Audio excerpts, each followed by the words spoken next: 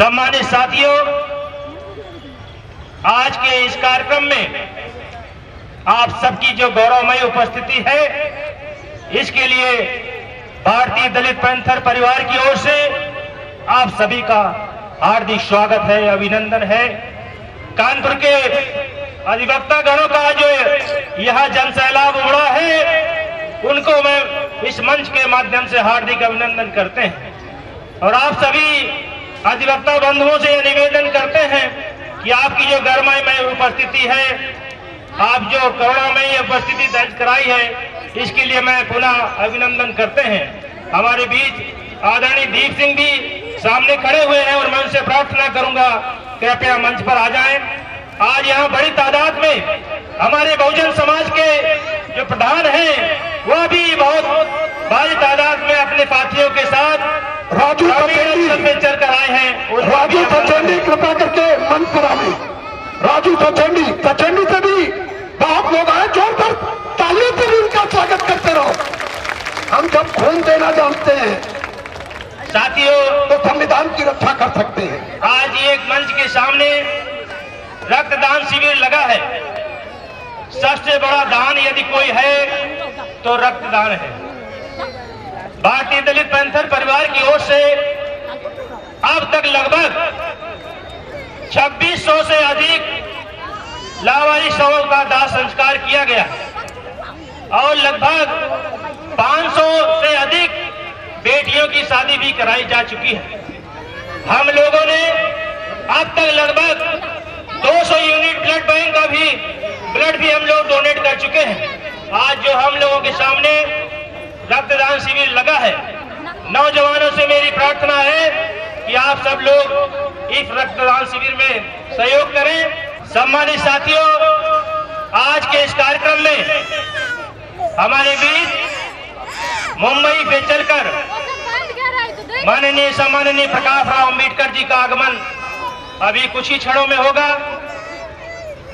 बाबा साहब अम्बेडकर के पौत्र हमारे बीच आज मंचासीन होंगे।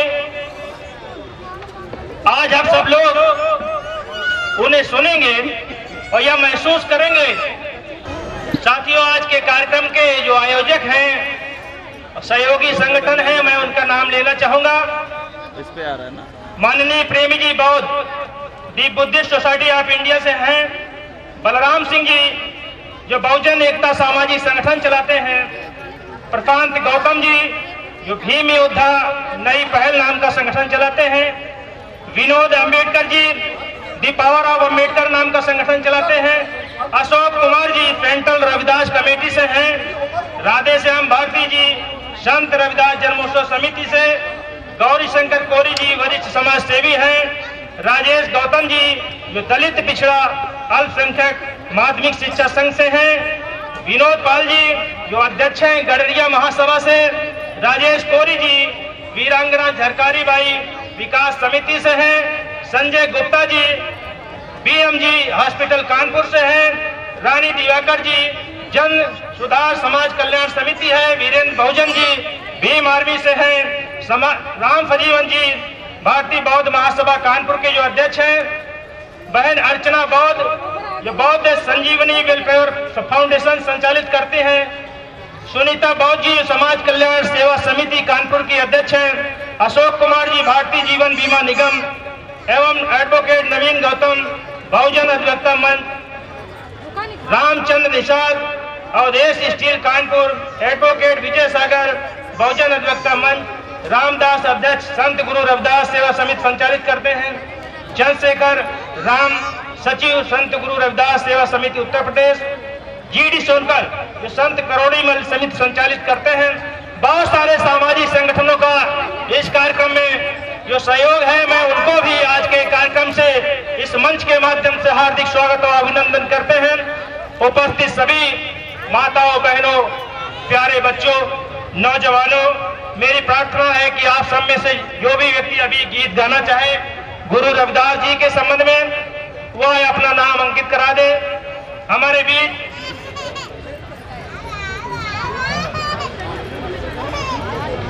मंचासीन है एजाजुल हसन साहब। मैं उनसे निवेदन करूंगा कि कि आए, समय का विशेष ध्यान रखते हुए, आज की परिस्थितियों को ध्यान में रखते हुए हमें सिर्फ समाज और गुरु रविदास जी के बारे में व्याख्यान देना है।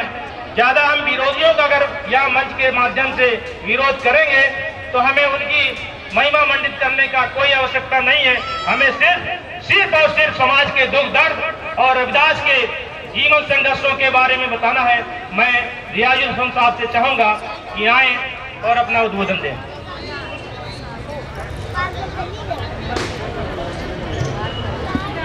हमारे सभी सम्मानित व्यक्तियों और सभी माताओं पर हमको इतना तो ज्ञान नहीं है, लेकिन इतना ज्ञान हमको जरूर है कि बहुजन समाज जो है ये बहुत पुराना है। बौद्ध धर्म हमारे ख्याल से सारे धर्मों से भी पुराना धर्म है और ये पूरे एशिया में फैला हुआ था, लेकिन आज जो है वो समझकर थोड़ा सा रही। पूरे एशिया में यानी हिंदुस्तान से लेके ईरान तक की था, कितना मैं जानता हूँ। लेकिन कुछ पाखंडी लोग यहाँ पे आए और इस धर्म को जो है वो धीरे धीरे बांटना चालू कर दिया और उनको अलग अलग उसमें डाल दिया, ब्रह्मों में। यहाँ तक कि मैं ये जानता हूँ कि अगर कहीं पर भी अगर खुदाई होगी तो भी बौद्ध धर्म की मूर्तियाँ निकलेंगी हिंदुस्तान में, अफगानिस्तान में निकलेंगी, ईरान में निकलेंगी। ये बहुत बड़ा धर्म और बहुत बड़ा, मतलब इससे ज्यादा बड़ा कोई धर्म नहीं। आज क्या है कि आज जो ये हमारा समाज बहुजन समाज है, मैं मुस्लिम धर्म से जरूर ताल्लुक रखता हूँ, लेकिन मेरा भी धर्म नहीं था बौद्ध धर्म से पहले, मैं जानता हूँ नहीं था। लेकिन क्या है, कुछ पाखंडी लोग हिंदुस्तान में आए और अपने पाखंड को धीरे धीरे स्थापना करते हुए आज जो बहुजन समाज है वो सबसे नीचे पहुंच गया। जिसको कायदे से अगर देखा जाए तो हिंदुस्तान का रत्न होना चाहिए, आज वो रत्न नहीं है, आज वो पत्थर भी नहीं बना। उससे सारे अधिकार धीरे धीरे तोड़ के अपने पास रखे। मैं बस यही कहना चाहता हूँ कि आज भी आप लोगों के पास वक्त है, बहुजन समाज के पास में आज भी बहुत वक्त है कि अपनी ताकत और अपने उसका भरोसा दें, क्योंकि अपनी ताकत को आजमाए कि मैं हूँ क्या।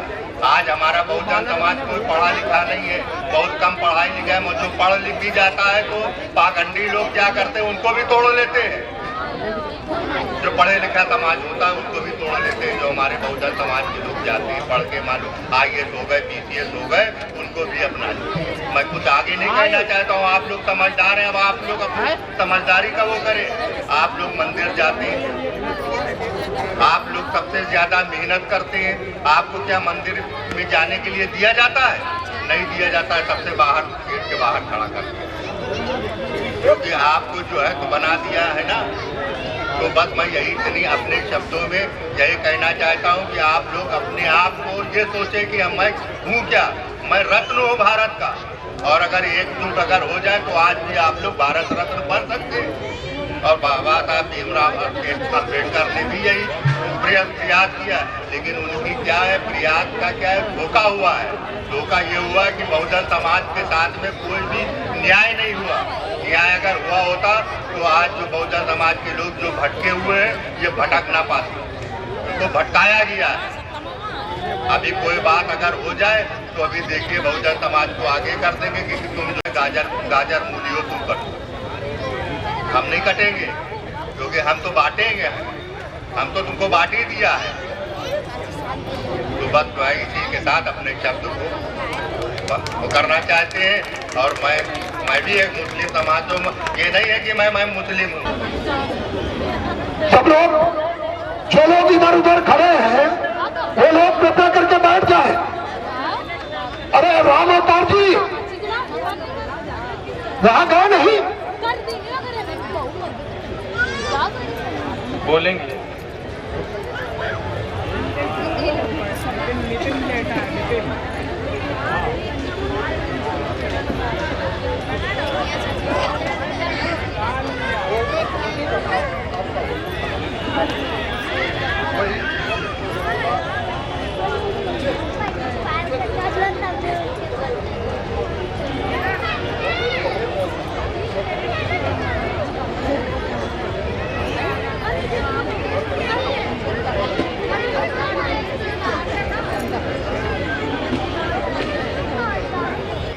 बात रखेंगी। उनका नाम है सरोजनी देवी जी।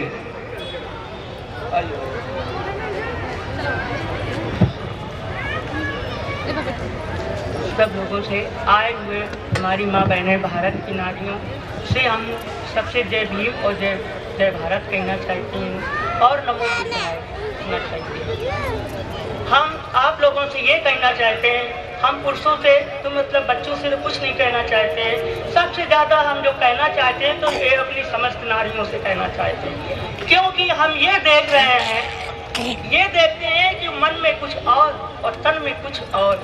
कहेंगे क्या, हम बाबा साहब के अनुयायी हैं, और जब समय आता है तब क्या कहती हैं कि सोने की थाली में जीवना बनाकर कि मैया जीवाएं आई हमको न भूला। ठीक है, उस जगह पर मैया का नाम लेती हैं, बाकी उस जगह पे बाबा साहब का नाम नहीं लेती हैं, क्योंकि बाबा साहब ने बहुत आप लोगों के साथ में सबसे ज्यादा नारियों के लिए बहुत कुछ किया। अगर आपसे ये पूछा जाए कि जिस मंदिर में जाती हो, अगर उस मंदिर में आपका बच्चा गिर जाए तो आप मंदिर की मूर्ति पत्थर की आपको उठाने नहीं आएगी, ना आपके बच्चे उठाने आएंगे। और अगर मैं वहाँ पे खड़ी हूँ या आप खड़ी हो या हमारा बेटा हो या किसी का बेटा हो तो उठा लोगी और धूल झरिया दो। उन पत्थर की मूर्ति जहाँ हम लोग ये सब कुछ करते हैं वो वहाँ कुछ नहीं मिलता है। इसलिए क्या मेरा कहना है, चाहे क्या मत आए, चाहे क्या मत आए या सिर जुदा हो जाए, चाहे क्या मत आए या सिर जुदा हो जाए, रुकने न देंगे मिशन। क्या ये बाबा साहब का, क्योंकि जब जिस समय बाबा साहब को अधिकार मिला था लिखने के लिए तो क्या कर रहे थे, एक हाथ से उनको बताया गया था कि एक हाथ से ये संविधान बनाओ। मूल बाबा साहब परेशान हो गए थे तो क्या हुआ कि आंखों से खून के आंसू बह बह करके उन्होंने दोनों हाथों से जब लिखा है तब ये आज हमारी बहनें कुर्सी पर बैठी हैं।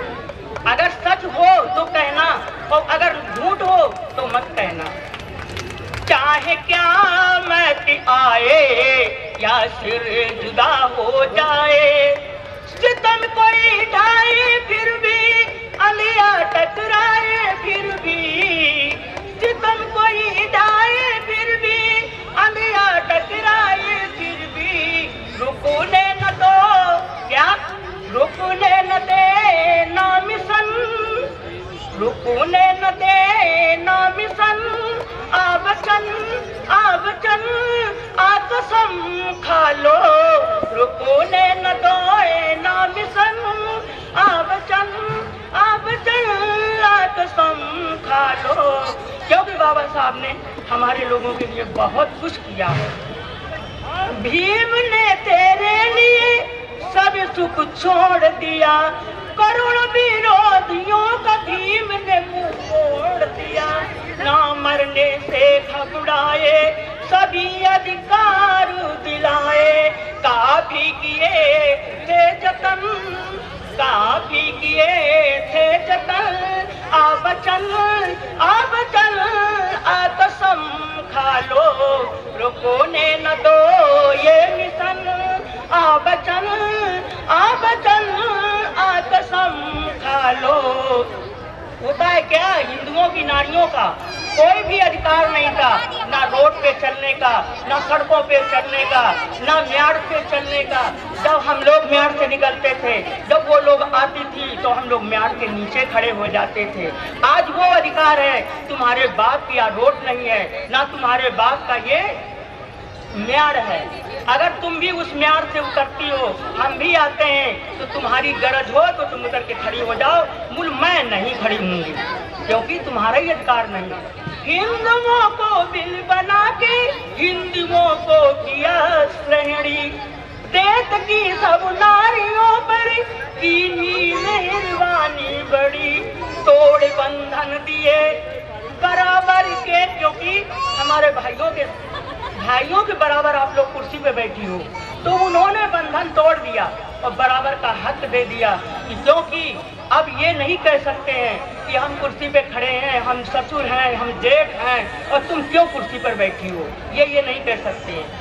तोड़ बंधन दिए बराबर के हाथ दिए, काफी किए थे जतन, क्या किया, काफी किए थे जतन, आ बचन आ कसम खा लो, रुको ने न दो ये मिसल, आ बचन आ कसम खा लो। इसके बाद क्या कहते हैं, हम लोग किस समय मानते हैं, जब समय आता है तो क्या कहते हैं, हे राम। किसी के मुंह से नहीं निकलता है कि हे भगवान बुद्ध, ये हे भगवान कबीरदास, या हे भगवान हमारे बाबा साहब। कहते अरे राम राम राम, अरे राम राम, ऐसा हो गया वैसा हो गया, बाकी नहीं कहना चाहिए। जिस तरीके से वो लोग अपने बच्चों से कहते हैं, क्या कहते हैं, अरे कहो राधे कृष्णा राधे कृष्णा, क्या बउआ अपने चाचा से कहो राम राम राम। क्या हम लोगों को जय भीम कहना शर्म आती है? नहीं आती है, क्योंकि अगर शर्म नहीं आती होती तो हम भी अपने बच्चों को ये सिखाते कि बाबा साहब का नाम लो। क्यों नहीं लेती हो? लेना चाहिए। उसी में गिरती हो, किसमें गिरती? काली कमरी वाला मेरा याद है, ठीक है ना, क्योंकि बाबा साहब के ऐसे कोई गीत नहीं है, तो इसलिए लड़कियों के और लड़कों को मजा नहीं आता है। इसलिए कहती है लाल लंगोटी वाला मेरा यार है। बोल बाबा साहब हमारे यार नहीं थे, बाबा साहब हमारे बाप थे, बाबा साहब हमारे बाबा थे, बाबा साहब हमारे नाना थे, बाबा साहब हमारे सारे समाज के लिए वो भगवान थे। ठीक है, तो क्या कहते हैं, तेरे सिवा भीम सोचितों को यहाँ पर ही कोई नहीं। तेरे सिवा बाबा साहब जब दुख उठाएंगे हम सब लोग तो हम बाबा साहब का नाम लेते हैं कि बाबा साहब तुम्हारे सिवा हमारा कोई नहीं है, जो कुछ हो तो तुम ही हो। बाकी क्या होता है, जब आदमी वोट मांगता है, जब आदमी प्रधानी में लड़ता है, जब आदमी ये देश का जो वोट करता है, तब तो उसमें क्या करता है, बिक जाता है। अगर बिकता नहीं तो ऐसी बात नहीं कि बहन जी की सरकार ना हो। यहाँ क्या हम देखो, हमारी 60-65 उम्र है, हम सब लोगों से हाथ जोड़कर निवेदन बोलती हूँ, क्योंकि अगर हमारे मुंह से कुछ गलत भी निकला तो मतलब माफ कर दे। क्या हम ये कहते हैं कि हमारे 85 लोग हैं, वो 15 लोग हैं, वो 15 लोगों को हमेशा क्यों जीतते रहते हैं और हम 85 लोग क्यों नहीं जीतते पाते हैं? क्योंकि हमारे लोगों में जात पात नहीं। यादव कहता हम बड़े हैं तो यादव पर तो छोड़ दो, ओ क्या जो धोबी कहता हो हम बड़े हैं, हम कहते हम बड़े हैं। हाँ, हम सच में बड़े हैं। क्यों बड़े हैं? चलो ठीक है, बात बताएंगे हम क्यों बड़े हैं। ठीक, तेरे सिवा भीम सोचितों को यहाँ पर कोई नहीं, अपने स्वार्थ के लिए बिकता यहाँ पर कौन नहीं, अपने स्वार्थ के लिए बिकता यहाँ पर कौन नहीं। भीम ने संकट झेले दिया संविधान अकेला। जबकि उस समय छाई पड़ जाती थी तो गौ के मूत्र से लोग पाक होते थे। भारत का प्यारा रतन आ बचन आ कसम खा लो, रुको ने न दो ये मिशन, आ बचन आ कसम खा लो। जय भीम, जय भारत। अभी आप सब लोग हमारी माताजी सरोजनी बौद्ध जो हृदयपुर से पधारी हुई हैं, उन्होंने बहुत सुंदर गीत प्रस्तुत किया। सम्मानित साथियों, बहनों, आप अपने स्थान पर बैठे रहें, कुर्सी बहुत कम है।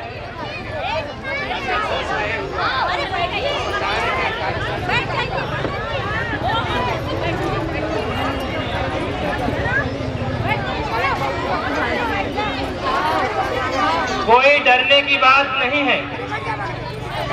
जो भी व्यक्ति स्वेच्छा से रक्तदान करे उनका रक्त अवश्य लिया जाएगा। कोई जोर जबरदस्ती नहीं है और डरने की भी बात नहीं है। मैं आपके मंच के सामने यहाँ बोल रहा हूँ, पैंथर साहब ने मेरे सामने लगभग 11 बार ब्लड दिया और मैंने 6 बार। ब्लड डोनेट करने से किसी भी प्रकार की कोई दिक्कत नहीं होती है। और विनय सेन जी हमारे सामने खड़े हैं 16 बार। तो ब्लड देने से किसी भी प्रकार की कोई दिक्कत भी नहीं होनी है। माँ है तो उसे इस बात का डर है कि मेरे बेटे ने ब्लड डोनेट में अपना नाम लिखा दिया है, शायद वो डर रही है। तो मैं चाहूंगा कि आप लोग घबराएं नहीं, सभी लोग स्वेच्छा से, जो नौजवान है 25 साल से, अरे ब्लड तो डोनेट आप 50 साल की उम्र तक भी कर सकते हैं, डरने की कोई बात नहीं। अगर आपको किसी भी प्रकार की कोई बीमारी नहीं है, आप स्वस्थ हैं, तो स्वस्थ मन से आप ब्लड डोनेट कर सकते हैं। भविष्य में भी कभी भी आपको किसी भी प्रकार की रक्त की जरूरत पड़ेगी, आपको व्यक्तिगत जीवन में या आपके रिश्ते नातेदारी में, तो आपको free of cost blood bank से मिलता है। इसलिए मेरे भाइयों, किसी भी प्रकार का डर मत पैदा करें। हम पुनः आप सबका भारतीय दलित पैंथर परिवार की ओर से हार्दिक अभिनंदन व स्वागत करता हूं। हमारे बीच कानपुर के सम्मानित अधिवक्ता मनीष कुरेल जी, जो हमारे यहाँ इस कार्यक्रम में अपनी गौरवमयी उपस्थिति दर्ज कराई है, मैं मनीष कुरेल जी से भी आह्वान करूंगा, निवेदन करूंगा।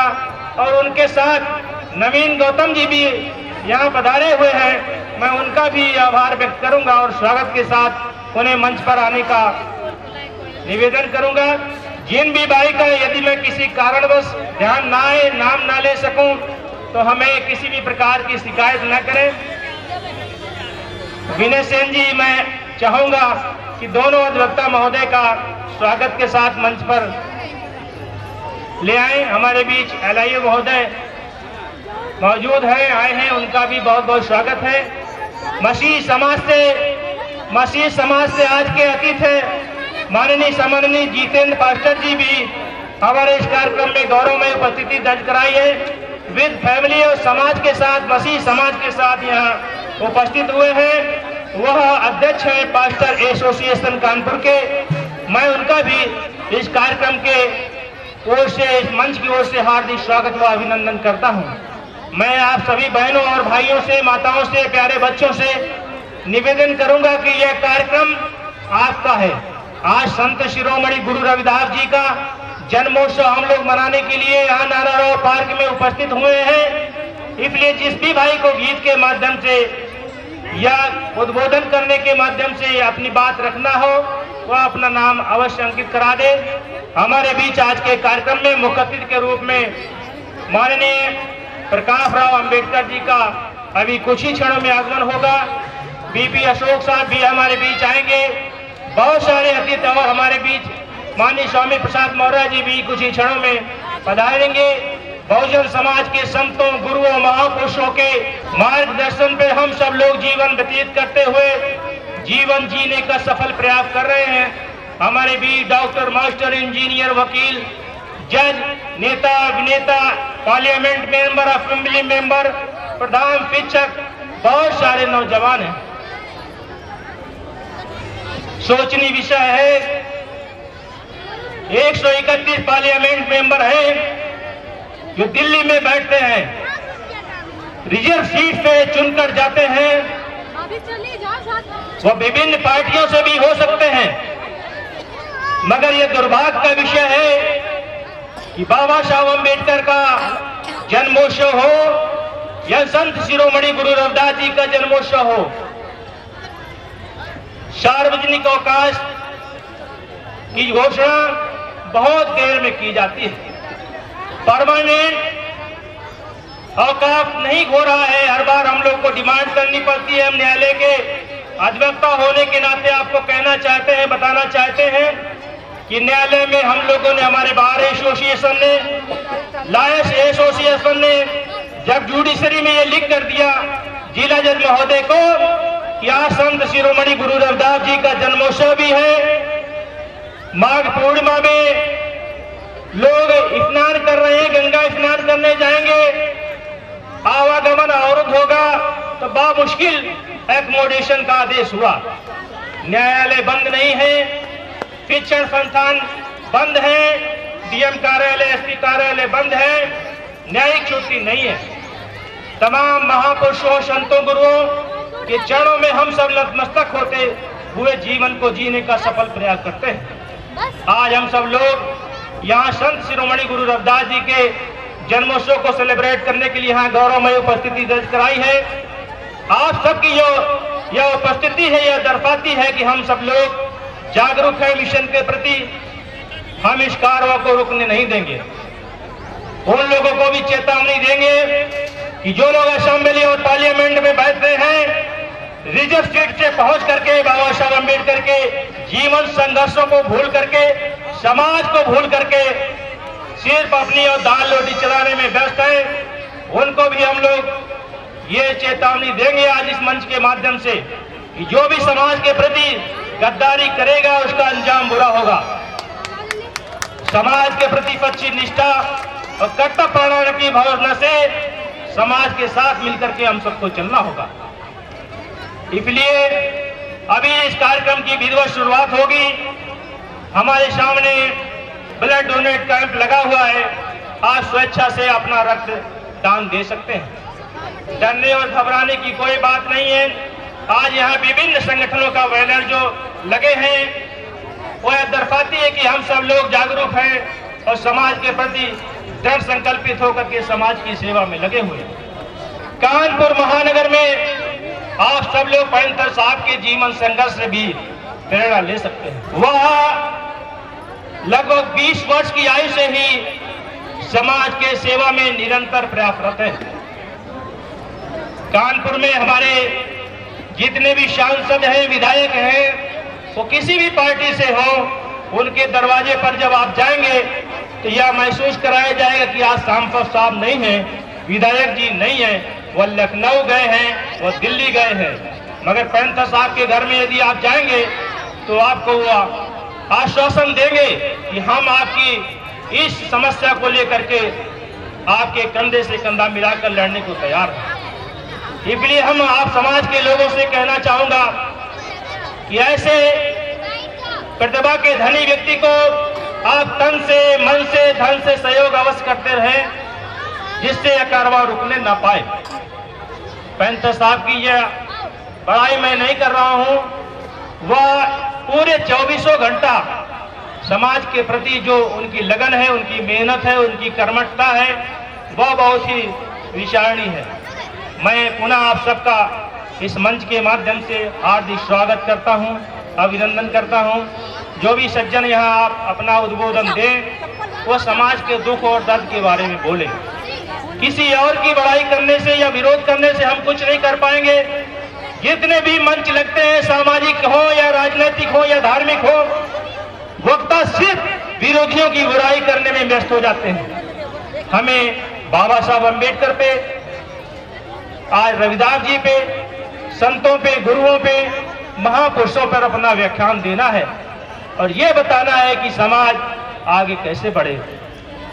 इसलिए बहुत सोचनीय समय है, बहुत कठिन परिस्थितियों से हम लोग गुजर रहे हैं।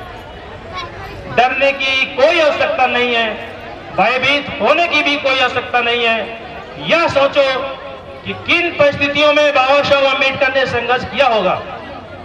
आज भारत के संविधान से जो हमें अभिव्यक्ति की आजादी मिली है, हम अपनी बात गौरव तरीके से कह सकते हैं, संवैधानिक तरीके से कह सकते हैं, उसमें कदापि डरने की जरूरत नहीं है। इसलिए आप सभी भाइयों का यहाँ जो उपस्थिति है यह दर्शाती है कि आप एक जागरूक नागरिक होने का परिचय दे रहे हैं। आज हमारे बीच आज के कार्यक्रम के मुख्य अतिथि महोदय माननीय प्रकाश राव अम्बेडकर जी परसैया घाट पहुंच चुके हैं। वीआईपी रोड से होते हुए वो कुछ ही क्षणों में हमारे बीच मंचासीन होंगे। मैं सामने जो हमारे सम्मानित अतिथिगण पधारे हुए हैं, उनसे मेरा निवेदन कि आप सब लोग मंच की ओर आ जाएं। अभी मुख्य अतिथि महोदय हमारे बीच पधारने वाले हैं, 2 या 4 मिनट के अंदर आ जाएंगे। मैं पैंथर साहब से भी चाहूंगा मंच पर आ जाएं। बोलिए एक साथ, बोलिए सभी संत गुरु महाप्रभु रविदास जी की,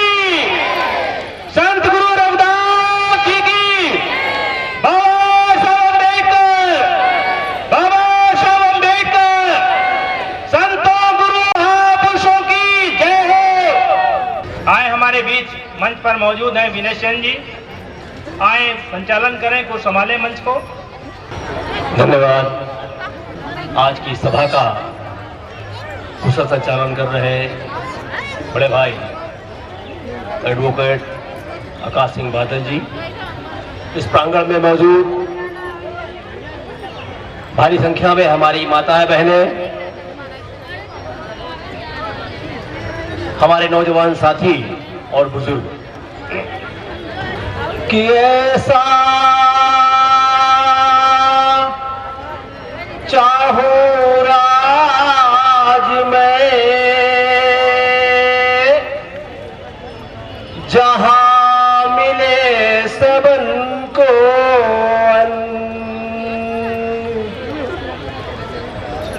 छोटे बड़े सब सम रहे,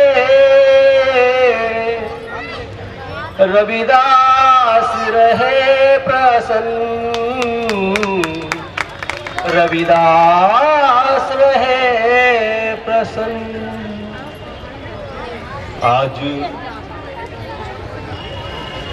महाप्रभु सदगुरु रविदास जी के जन्मोत्सव पर आप सबको बहुत बहुत हार्दिक बधाई। जब ये बात रविदास जी कह रहे हैं कि ऐसा चाहूं राज में जहां मिले सबन को अन्न और छोटे बड़े सब सम रहे, रविदास रहे प्रसन्न।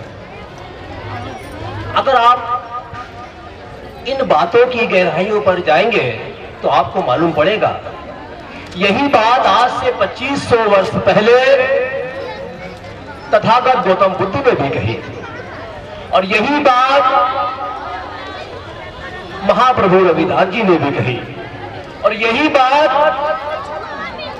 हमारे कबीर साहब ने भी कही, और यही बात हमारे चोखा पलटू और तमाम इस देश के जो संत और दार्शनिक रहे उन्होंने भी कही, और बाबा साहब अम्बेडकर जी ने तो इस पर कहते हुए कानूनी मोहर लगा दी।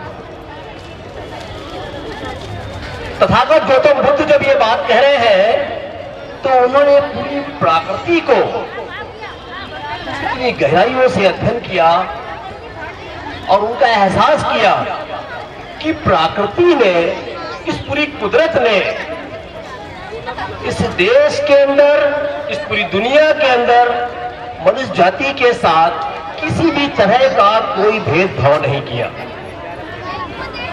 ये बात सबसे पहले तथागत बुद्ध ही समझ गए। हवा चली तो सबको मिली, उसमें कोई भेदभाव नहीं। इस धरती से अन्न निकला तो सबको मिला, कोई भेदभाव नहीं। इस सूर्य की किरणें पड़ी तो सबको मिली, किसी के अंदर भेदभाव नहीं। इस चंद्रमा की चमक हम सब तक आई, कोई भेदभाव नहीं। और यही बात रविदास जी ने भी कही, यही बात कबीर साहब ने भी कही, और बाबा साहब ने इस पर कानूनी ताकत से मोहर लगा दी। बाबा साहब का अगर संविधान आप पढ़ेंगे तो आपको ये मालूम पड़ेगा कि एक एक चीज पर उन्होंने काम किया, एक एक व्यक्ति को आजाद करके रखा। हर व्यक्ति की पूरी आजादी की अभिव्यक्ति संविधान में निहित है। आपको बोलने की आजादी, आपकी धार्मिकता की आजादी, आप पूरी तरह से अपनी बात कह पाने में स्वतंत्र है। ये आजादी बाबा साहब अम्बेडकर ने दी। तो ये जो हमारे महापुरुषों ने हमारे लोगों के लिए किया है, हम उन्हें कभी नहीं भूल सकते। हम लोग, अगर आप, हमारी माँ बहनें बैठी हुई है, आप अगर गहराइयों से अध्ययन करेंगी तो हम लोग मूर्ति पूजक नहीं थे, हम लोग प्राकृतिक पूजक थे। हम लोग कुदरत की पूजा करते थे। जैसे कि आज भी गांवों में, शहरों में भी हमारे बुजुर्ग, हमारी माँ बहनें जब भी उठती हैं चारपाई से तो सबसे पहले पृथ्वी के पैर छूती है। यहीं से ताकत मिलती है हमको, यहीं से ऊर्जा मिलती है हमको, इसलिए हम पृथ्वी के पैर छूते हैं। और हमारे लोग पेड़ों की पूजा करते हैं, हमारे लोग पीपल की पूजा करते हैं। ये वही बोधि वृक्ष है जहां पर बैठ के तथागत गौतम बुद्ध ने ज्ञान प्राप्ति करी थी। हम लोग नीम की पूजा करते हैं, क्यों? ऊर्जा से भरा हुआ ये पूरा पेड़ है। हम लोग बरगद की पूजा करते हैं, ऊर्जा से भरा हुआ ये पूरा पेड़ है। हम लोग सूर्य की पूजा करते हैं, हम लोग नहाते समय जल डालते हैं, इसका पूरा वैज्ञानिक कारण है। जो सूर्य की किरणें पड़ती हैं वो हमारे शरीर के रोगों को दूर करती हैं। तो हम लोग पूरी तरह से प्राकृतिक पूजक थे, कुदरत को पूजते थे, लेकिन हमें फंसा दिया गया। इससे हमें मुक्त होना है। आज का ये अवसर ही है। आज हमारे इस कार्यक्रम में बड़े बड़े विद्वान वक्ता जन आएंगे जो इस बारे में आपको बताएंगे, और हमें समझना है कि हमें पूजा क्या करनी है। जिन्होंने हमें ये मार्ग दिखाया, जिन्होंने हमें इंसानी जीवन जीने का अधिकार दिया, हक दिया, हमें उनकी पूजा करनी है। मैं धन्यवाद दूंगा एडवोकेट आकाश सिंह बादल जी को, जिन्होंने मुझे बोलने का अवसर दिया। और ये आपको समझना भी है, जब तक हम इस मूलभूत बातों को समझ नहीं पाएंगे तो हमारा जीवन नर्क बनता चला जाएगा। आप पूजा करिए, आप कुछ नहीं, आप अगर 5 मिनट, सिर्फ 5 मिनट रोज अपने घर में ध्यान लगा कर बैठ जाइए।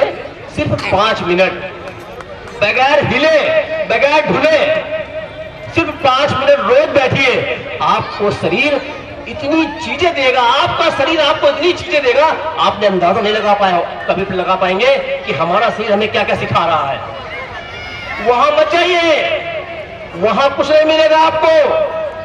आपको जो कुछ भी मिलेगा आपका शरीर आपको देगा। लेकिन इस बात का ध्यान रखें, जब आप 5 मिनट बैठे तो इस बात का ध्यान रखें कि 5 मिनट के अंतराल में आपके शरीर का एक रोज तक न हिल पाए। वही असली ध्यान की अवस्था है।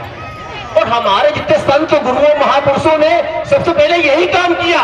वो जो उनको बाहर बताना था, सबसे पहले वो अपने अंदर सीखे। बुद्ध भी सबसे पहले अपने अंदर सीखे, स्वामी महावीर भी सबसे पहले अपने अंदर सीखे, रविदास जी भी सबसे पहले अपने अंदर सीखे, कबीर साहब भी सबसे पहले अपने अंदर सीखे, तब बाहर बताया उन्होंने। और ये जितने भी हमारे महापुरुष देश के अंदर पैदा हुए, उन्होंने सब कुछ कुदरत से सीखा, प्रकृति से सीखा। हम भी तो प्रकृति के बने हुए हैं, हमें किसने बनाया? ये पूरी संरचना प्रकृति की, हम सब उसी के हिस्सा है। और आप अपने अंदर एक बहुत बड़ी ताकत के साथ है, बहुत बड़ी ताकत के साथ। ये समझना है आप लोगों को। जिस दिन आपने इस ताकत को समझ लिया तो उस दिन लगेगा मैं कहां भटक रहा था, मैं कहां अपने जीवन को लिए घूम रहा था, या मैं कहां घूम रही थी अपने जीवन को लिए, मैं कहां भटक रही थी। सब कुछ तो मेरे ही अंदर है। बस केवल शांत रोज अभ्यास करके मात्र 5 मिनट अपने जीवन के अंतिम सांस तक सिर्फ यही क्रम बना लीजिए कि रोज 5 मिनट बस आपको ध्यान करना है। तथागत गौतम बुद्ध ने हम लोगों को एक महान विद्या दी है, विपश्यना। इस देश की महान विद्या विपश्यना से इस दुनिया के न जाने कितने लोग हमारे देश से सीख सीख के चले गए। और आज ये विधा हमारे देश से विलुप्त होती जा रही है। लेकिन ऐसे बहुत से लोग हैं जो आज भी इस विधा को जीवित रखे हुए हैं, और आप लोग भी इसे जीवित रखिए। हमारे बीच में परम पूज्य बोधिसत्व बाबा साहब अम्बेडकर जी के पौत्र प्रकाश राव अम्बेडकर साहब भी आ रहे हैं। हम बहुत ही गर्मजोशी के साथ उनका स्वागत करेंगे।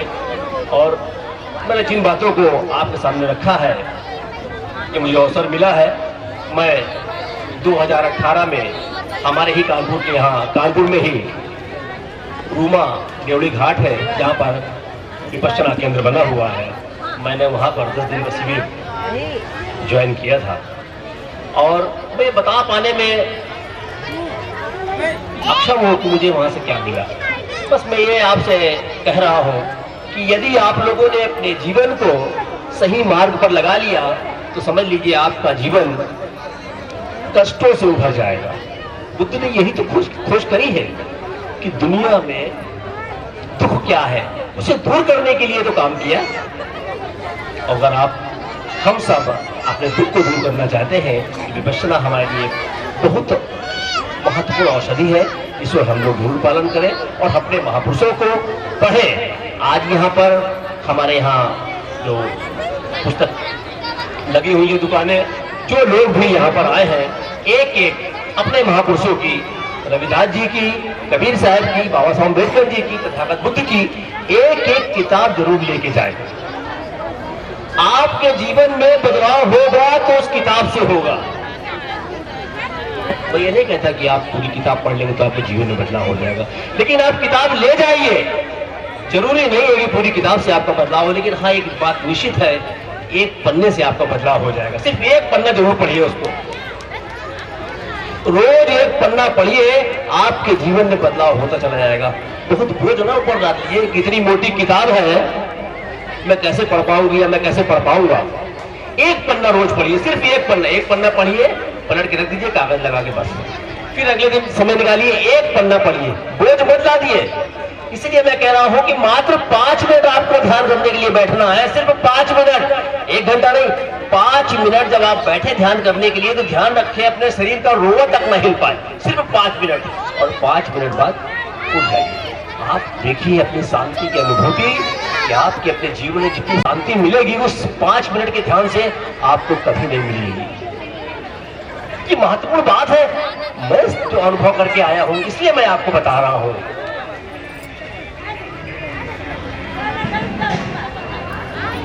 मैं धन्यवाद दूंगा भाई हमारे एडवोकेट आकाश जी को, हमारे बड़े भाई हैं, अधिवक्ता हैं, जिन्होंने मुझे यहाँ पर बोलने का मौका दिया। और इन्हीं शब्दों के साथ मैं अपनी बात समाप्त करते हुए एक बार जोरदार नारे के साथ चाहूंगा कि सभी लोग प्रेम से बोले, प्रभु संत रविदास महाराज की, प्रभु रविदास महाराज की, तथागत बुद्ध की, तथागत बुद्ध की जय जय भीम, जय जय भीम। अभी आप सब लोग सम्माननीय विनय सेन जी से मुखातिब हो रहे थे। विनय सेन जी वाल्मीकि समुदाय से हैं। वह अपनी जाति के लोगों से भी विरोध झेलते हुए बाबा साहब अम्बेडकर संतों, गुरुओं और मिशनरी साथी होने का गौरव कानपुर में दे रहे हैं। उनकी जितनी भी प्रशंसा की जाए कम होगी। सुप्रीम कोर्ट का आदेश आया कि schedule caste and schedule tribe caste यानी एससी और एसटी के बीच भी क्रीमी लेयर लागू किया जाएगा। कानपुर के वाल्मीकि समुदाय के लोगों ने सुप्रीम कोर्ट के आदेश के समर्थन में जिलाधिकारी महोदय कानपुर को ज्ञापन सौंपा और उन्होंने यह कहा कि मैं सुप्रीम कोर्ट के आदेश का समर्थन करता हूं। आदरणीय विनय सेन जी ने हमें मिले, मैंने उनसे कहा, मैं ये बात दुख के साथ कहना चाहता हूं कि विनय सेन ने कहा कि यदि एससी एसटी के बीच भी वर्गीकरण होगा तो यह आंदोलन और कमजोर होगा। साथियों, बाबा साहब अम्बेडकर ने एससी एसटी और ओबीसी के लिए भारत के संविधान में जो रिजर्वेशन का प्रोविजन दिया, उससे हम लोगों ने गहनता से नहीं सीखा। आज संत गुरु रविदास जी का जन्मोत्सव है। गुरु रविदास जी की वाणी में लिखा है कि मन चंगा तो कथौती में गंगा। बहुत समझने की बात है साथियों। जिसका मन ही गंदा होगा वह शरीर धोने से पवित्र कैसे हो सकता है। रोज गंगा नहाओ तो क्या आपको मुक्ति मिल सकती है? क्या आपका जीवन सफल हो सकता है? देश में कुचक्र चल रहा है, राजनीतिक षड्यंत्र चल रहा है। बहुत समझने की जरूरत है, समाज को चिंतन करने की जरूरत है। अगर आप लोगों ने गहनता पे विचार नहीं किया तो आपकी जो संवैधानिक अधिकार है वो छीने जाएंगे और आपको फिर एक बार गुलाम बनाया जाएगा। आप फिर तरफ जाएंगे अपनी मजदूरी का मजदूरी लेने के लिए। मैं अधिवक्ता होने के नाते इस मंच के माध्यम से आपको चेतावनी देना चाहते हैं कि समाज का जो भी व्यक्ति प्रतिनिधित्व कर रहा है, समाज के साथ धोखा कर रहा है। मैं दावे के साथ कह रहा हूं, आपको भले ये बात बुरी लगे, यह महसूस कर रहे हैं आप लोग कि नहीं कर रहे हैं। 90% के लोग, अधिक लोग समाज के साथ धोखा कर रहे हैं। अगर ऐसा नहीं होता तो आजादी के इन 75-76 वर्षों के बाद हम सरकार में होते, हम रिजर्वेशन देने के लायक होते, हम रिजर्वेशन मांगने वालों की श्रेणी में नहीं होते। संत गुरु रविदास जी कहते हैं तो मन चंगा तो कथौती में गंगा। तो कौन लोग हैं जो गंगा स्नान की बात कर रहे हैं? समझो, विचार करो, कहां भीड़ जा रही है, हम कहां हैं। मैं कहना चाहता हूं कि SC/ST में जो वर्गीकरण की बात थी, कानपुर के अधिवक्ताओं ने जिलाधिकारी महोदय को ज्ञापन देते हुए, महामहिम राष्ट्रपति महोदय को संबोधित करते हुए ज्ञापन दिया था कि सुप्रीम कोर्ट ने जो SC/ST और OBC के SC/ST के बीच जो वर्गीकरण की बात कही है वह असंवैधानिक है। बाबा साहब अम्बेडकर ने कभी जातियों की बात नहीं की। जाति तोड़ो समाज जोड़ो का जो आंदोलन है उसे हम जितनी मजबूती के साथ आगे ले जाएंगे, संतों और गुरुओं का यह संदेश हमें जन जन तक पहुंचाना है। और रिजर्वेशन की दम पर जो लोग भी प्रतिनिधित्व प्राप्त किया है उन्हें समाज के प्रति गंभीरता से सोचना होगा। प्रतिनिधित्व का मतलब है या आप सरकारी नौकर हो, फैक्ट्री सर्वेंट हो, ओबीडियंट सर्वेंट हो, पार्लियामेंट मेंबर हो, डॉक्टर हो, मास्टर हो, इंजीनियर हो, वकील हो, अधिवक्ता हो, जज हो, विधायक हो, सांसद हो, समाज के प्रति यदि आपने धोखा किया है, यही कारण कि हम आज भी 76 वर्षों के बाद भी हमारे समुदाय की, हमारे समाज की जो स्थिति है वह बहुत शोचनीय और निंदनीय है। जिम्मेदारी यदि सही ढंग से निभाई जाए तो इतना बड़ा समुदाय है। बाबा साहब अम्बेडकर ने अपनी अकेले दम पर भारत के बहुजनों के लिए 85% कहे जाने वाले समाज के लिए जो अपना पूरा जीवन कुर्बान करके दिया है उसे हम बचा नहीं पा रहे। क्या हम बचा पा रहे हैं? नहीं बचा पा रहे। हमें संचालन का काम दिया गया। मैं कुछ ज्यादा बोल रहा हूं।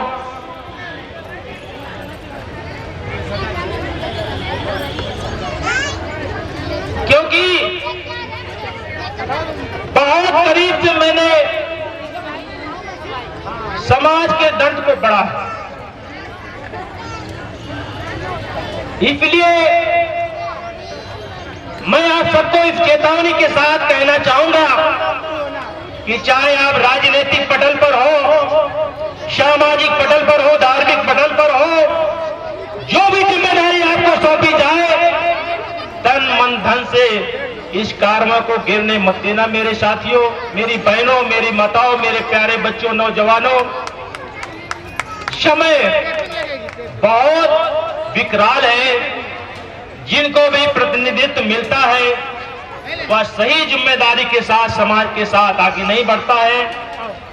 पैंथर साहब कानपुर में एक विशाल काम कर रखी है। आप सबके दुख दर्द को उन्होंने बहुत करीब से समझा है। जब हम राजनीतिक रूप से बहुत कमजोर हो तो समाज के लोगों को चाहिए कि सामाजिक और धार्मिक परिवर्तन की सोच फैलाते हुए हमें कार्यक्रम करते रहना चाहिए। सामाजिक काम होते रहने चाहिए, मेरे भाइयों की नहीं होना चाहिए। धार्मिक कार्यक्रम के माध्यम से हम समाज को एक नई ऊर्जा और नई दिशा दे सकते हैं। क्या आप ये बात मंजूर करेंगे या महसूस करेंगे? क्या इसका आप विरोध नहीं करेंगे कि हमें वर्गीकरण चाहिए कि नहीं चाहिए? SC/ST एक्ट का जो वर्गीकरण हो रहा है सुप्रीम कोर्ट के माध्यम से, मैं इस मंच के माध्यम से हम सब लोग विरोध कर रहे हैं कि हम वर्गीकरण नहीं चाहते हैं। वाल्मीकि समुदाय के लोग, मैं कहता हूं कि आप पढ़ेंगे तो आप भी डीएम बनेंगे। कानपुर में यहाँ कहा गया कि सब शेड्यूल कास्ट में सबसे ज्यादा चमार जाति के लोगों ने रिजर्वेशन का फायदा लिया। बड़ा दुर्भाग्य साथियों, बाबा साहब अम्बेडकर का विचार और सिद्धांत और मार्ग जितनी गहनता से शेड्यूल कास्ट में चमार जाति के लोगों ने ग्रहण किया और आगे बढ़े, तो उन्हें अगर रिजर्वेशन का फायदा मिला तो अन्य जाति के लोगों को भी उनसे प्रेरणा लेनी चाहिए। विरोध करने से काम नहीं चलेगा। मैंने एक बार कहा कि वाल्मीकि समुदाय के नेताओं से, उनसे भाइयों से, अपने भाइयों, अपने मित्रों से कि आप सब लोग जितने उल्लास के साथ वाल्मीकि जी का जन्मोत्सव मना रहे हैं, यह महसूस कर रहे हैं कि वाल्मीकि हमारे जाति का है, हमारा पुरोधा है, हमारा मसीहा है, हमारा वंशज है। अगर आज सब ने बाबा साहब अम्बेडकर को सही ढंग से पढ़ा होता तो शायद आप बाबा साहब अम्बेडकर की जयंती मना रहे होते, रविदास की जयंती मना रहे होते, पेरियार की जयंती मना रहे होंगे, ललाई सिंह यादव की जयंती मना रहे होते। अरे शर्म करो। तो उन्होंने हमें बहुत सारी खटी खोटी सुनाई, मगर हमें उससे कोई चिंता नहीं। विनय सेन जैसे हमारे साथी हैं जो अभी आप सबसे मुखातिब हो रहे थे, तो ऐसे भाइयों का भी मैं मंच के माध्यम से हार्दिक स्वागत व अभिनंदन करता हूं। हमारे बीच हमारी बहन बबली गौतम जी जो वर्तमान समय में मंत्री के पद पर आजाद समाज पार्टी में काम कर रही हैं। संगठन कोई भी हो सकता है, पार्टी कोई भी हो सकती है, नेता कोई भी हो सकता है। नेता और पार्टियां आती और जाती रहती हैं साथियों। नेता और पार्टियां आती जाती रहती हैं, मगर मिशन नहीं रुकना चाहिए। मेरी बहन बबली गौतम है, मैं उनसे चाहूंगा कि आए और अपना उद्बोधन दें। बहन बबली गौतम जी। आप सभी लोगों का मेरा जय भीम, नमो बुद्धाय, जय भारत, जय संविधान। साथियों, जो आज यहाँ पर फूलबाग में हमारे संत श्रोमणी रविदास जी की जयंती बड़े धूमधाम उल्लास के साथ मनाई जा रही और पूरे कानपुर में झांकियां निकाली जाती हैं और सभी झांकियां यहीं पर लास्ट में आती हैं और ये रात में 11-12 बजे तक, शायद 2 बजे तक कार्यक्रम पूरा चलता रहता है।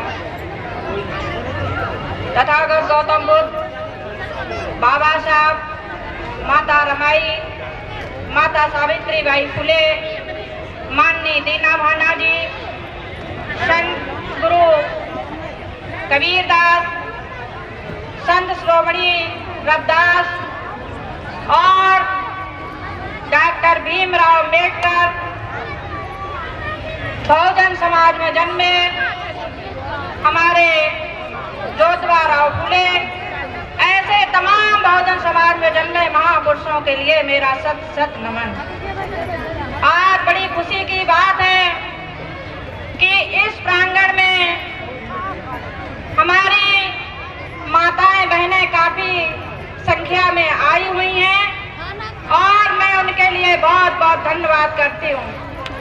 साथियों, मैं समाज में 16-17 साल से मिशन का काम करती हूँ, लेकिन हमारे समाज में महिलाओं की भागीदारी बहुत कम होती है। बाबा साहब ने हिंदू कोड बिल में महिलाओं को भागीदार बनाया और उन्होंने आरक्षण में महिलाओं को 50% भागीदार बनाने का हक दिलाया। महिलाएं एक नारी सशक्तिकरण, लेकिन हमारे भाई, हम कई मीटिंगों में जाते हैं, देखते हैं भाई तो आते हैं पर अपनी माताओं बहनों को लेकर नहीं आते। बाबा साहब ने जब आंदोलन किया था तो उन्होंने कहा था माता ना हो तो बहन को लाओ, बहन ना हो तो पत्नी की लाओ, को जरूर लाओ, क्योंकि जितने भी हमारे समाज में महापुरुष ने जन्म लिया और उन्होंने क्रांति की लड़ाई लड़ी, उसमें महिलाओं का भागीदार होना बहुत जरूरी। ज्योतिबा फुले को देख लीजिए, सावित्रीबाई फुले का अगर साथ ना होता तो ज्योतिबा राव का नाम और सावित्रीबाई माता का नाम इतिहास में नहीं होता। बाबा साहब के साथ माता रमाई ने कंधे से कंधे मिलाकर उनका साथ दिया, तो आज बाबा साहब हमारे लिए उन्होंने यहाँ तक हमको पहुँचाया। ऐसे तमाम महापुरुष हैं जिन्होंने हमारे लिए संघर्ष किया। साथियों, संत शिरोमणि रविदास जी का जन्म वाराणसी के मंडूर गांव में हुआ था और इनका जन्म 8 फरवरी 1376 ईसा पूर्व में हुआ। इनके पिता का नाम राघव और माता जी का नाम कर्मा देवी था। साथियों, जब हमारे 14 ईस्वी में गुरु रविदास जी ने मनवादियों व्यवस्था के लिए उन्होंने डटकर खड़े रहे और जब ये डटकर खड़े रहे, उन्होंने कहा संसार में जन्म लेने वाला हर इंसान समान है, लेकिन मनवादियों ने अपने स्वार्थ के लिए ऊंच नीच छुआछूत ऐसे तमाम उन्होंने हमारे समाज में स्थापित किए। संत शिरोमणि दास का 664वां जन्मदिन यहाँ पर मनाया जा रहा है। साथियों, जब हमारे संत शिरोमणि दास ने देखा कि समाज में ऊंच नीच छुआछूत ये चल रहा है, तो उन्होंने मनवादियों से डटकर मुकाबला किया। तो उन्होंने क्या कहा, जात पात के फेर में उलझ रहे सब लोग, मानुषता को खाद्य है रविदास जात का रोग। जात जात में जात है ज्यों केलन में पात, रविदास न मानुष जुड़ सके जो लो जात न पात। इसका मतलब है साथियों, अगर जात व्यवस्था मौजूद हो तो आदमी आदमी के भी दूरी बनी रहेगी। आदमी आदमी से दूर रहेगा तो संगठित समाज नहीं हो पाएगा। साथियों, समाज कमजोर होगा, देश कमजोर होगा अगर तरक्की के रास्ते बंद हो जाएंगे।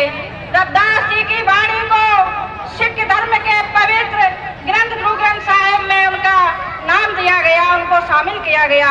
ऐसे महान पुरुष थे हमारे संत शिरोमणि रविदास, जिनकी शिष्या मीराबाई भी बनी। साथियों, बहुजन समाज में हजारों सालों से शोषित वंचित हो रहा है, लेकिन समय समय पर हमारे समाज में जन्मे महापुरुषों गुरुओं ने समाज को अपने ज्ञान व वाणी के माध्यम से समाज को सही मार्ग बताया, जिस पर अमल करके बहुजन समाज हमारा कुछ हद तक सफल हुआ, लेकिन पूर्ण आजादी हमें आज भी नहीं मिली। साथियों, उसका सबसे बड़ा कारण रहा कि संत महापुरुषों के असली ज्ञान और उनके इतिहास को हमारे समाज के शुद्ध तरीके से नहीं पहुंचाया गया। इसीलिए क्योंकि हमेशा से महापुरुषों के साहित्य को व इतिहास को मनवादियों के द्वारा मिलावट करके उनके आंदोलन व संघर्ष को पूजा पाठ व अंधविश्वास का चाशनी में डुबोकर महापुरुषों के आंदोलन को भक्ति के आंदोलन में बदल दिया गया। साथियों, जिसने हमारे संत महापुरुषों को साधु का रूप में पेश किया और आजादी के आंदोलन को भक्ति में बदल दिया। आज जब हम लोग ज्योतिबा फुले व बाबा साहब अम्बेडकर के माध्यम से पढ़ने का मौका मिला, तब समझ आया कि महाकाल में जन्मे, मध्यकाल में जन्मे हमारे संत शिरोमणि रविदास जी, गुरु रविदास जी को आंदोलन, उनका आंदोलन भक्ति का आंदोलन नहीं था, उनका आंदोलन क्रांति का आंदोलन था। साथियों, क्योंकि उस समय भेदभाव, जात पात, छुआछूत चरम पर था और लोगों को पाखंड में फंसाकर मनवादियों ने बहुजन समाज को गुलाम बनाए थे। इसीलिए रविदास जी ने कहा कि ऐसा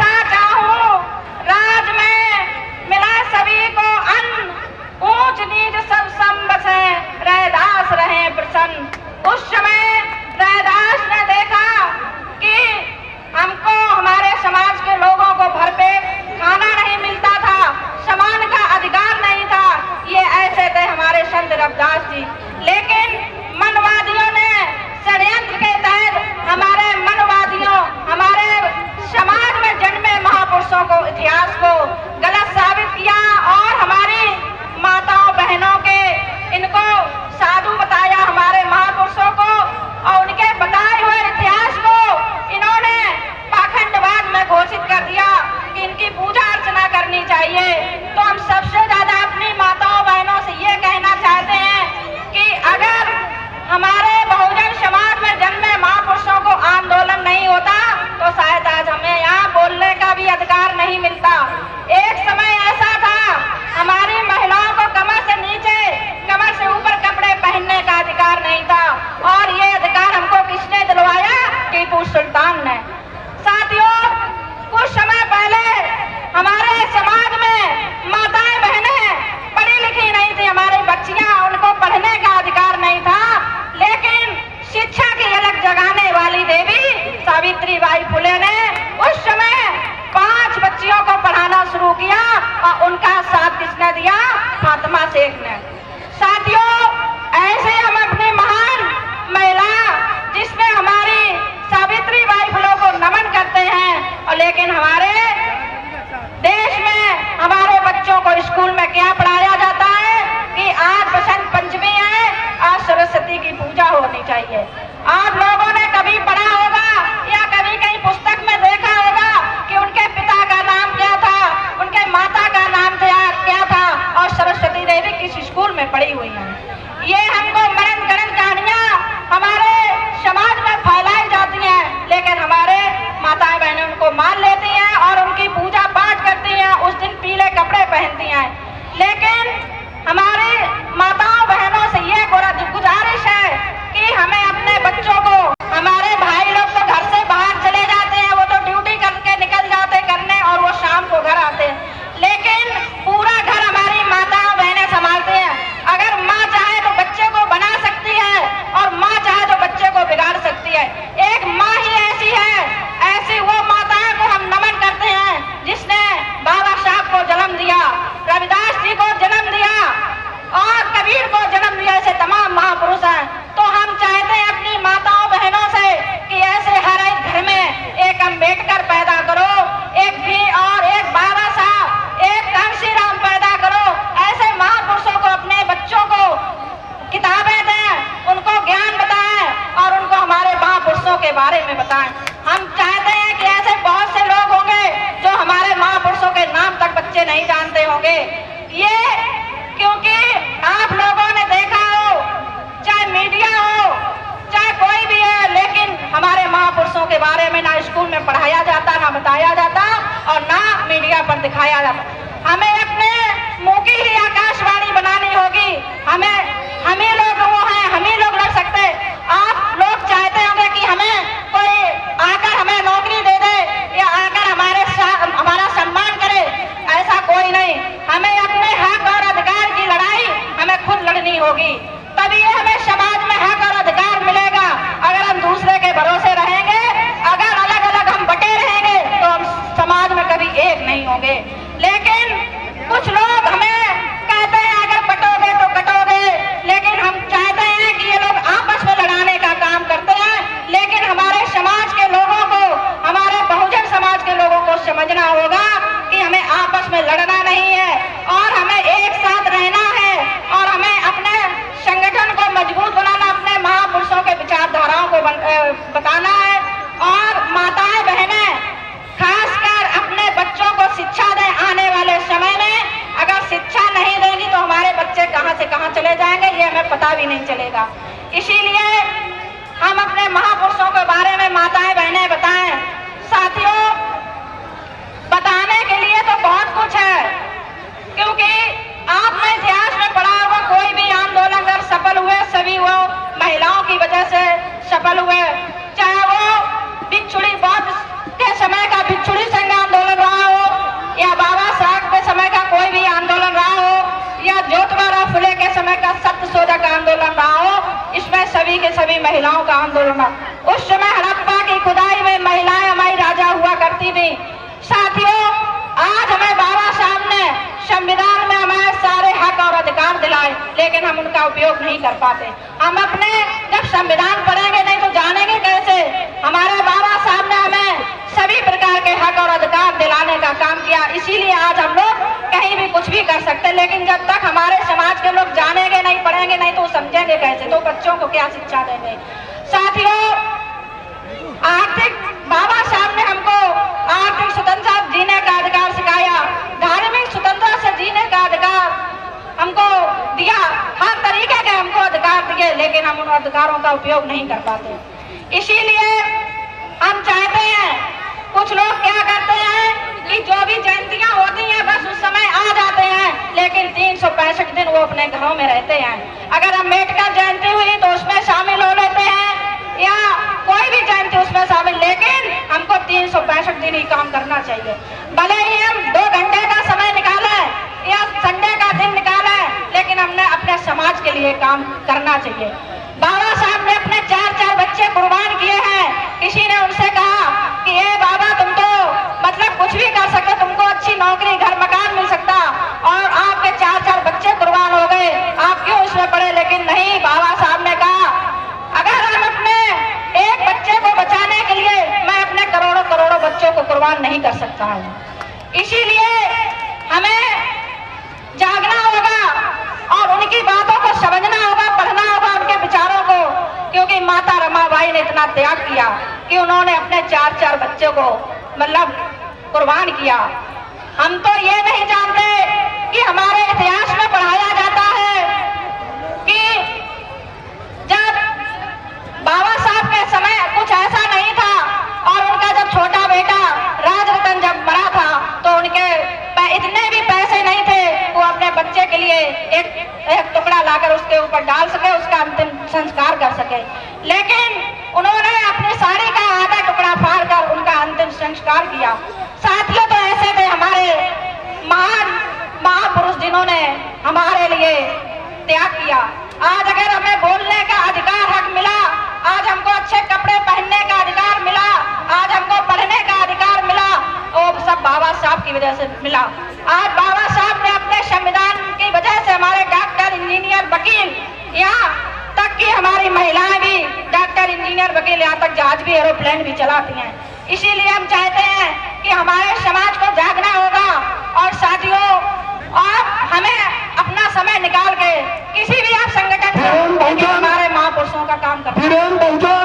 हम देखते हैं कि अगर कहीं भागवत कथा या कुछ भी होता है, वहाँ से हमारी माताएं बहनें हलती तक नहीं है, लेकिन एक दिन का अगर कार्यक्रम लगता तो उनको बड़ा अंदर से अजीब लगता, किसी को नींद आने लगती है।